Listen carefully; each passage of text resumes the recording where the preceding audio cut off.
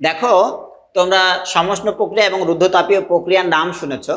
এটা কি জানো সমষ্ণ প্রক্রিয়া এবং রুদ্ধতাপীয় প্রক্রিয়ায় মোলার আপেক্ষিক তাপ কত? দেখো, সি অফ পি এবং সি অফ ভি এর ব্যাপারে কিন্তু অনেকেই জানো। এটা হলো স্থির চাপে মোলার আপেক্ষিক তাপ, স্থির আয়তনে মোলার আপেক্ষিক তাপ। স্থির চাপে এবং স্থির আয়তনে যদি হয় তাহলে এমনিতে মোলার আপেক্ষিক তাপ কত? মোলার আপেক্ষিক তাপের আমরা কিন্তু হচ্ছে সমীকরণটা জানি, C is equal to delta Q divided by N delta T. ঠিক আছে, এটা হচ্ছে মূল সমীকরণ। আমি কিন্তু অলরেডি এগুলো শিখিয়েছি। তো এইখান থেকেই তুমি সমষ্ণ প্রক্রিয়া আর রুদ্ধতাপীয় প্রক্রিয়ায় মোলার আপেক্ষিক তাপ কত এটা তুমি বলতে পারো। সমষ্ণ প্রক্রিয়ার জন্য যদি বলো তাহলে সমষ্ণ প্রক্রিয়া মানে তাপমাত্রার কোনো পরিবর্তন হবে না।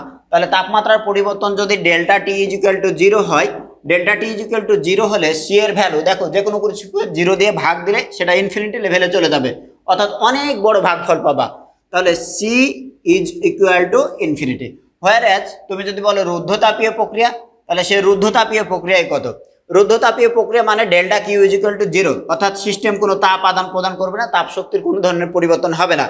তাপ শক্তির পরিবর্তন যদি না হয় তাহলে ডেল্টা কিউ 0 বসিয়ে দিলে সি ইজ ইকুয়াল টু 0।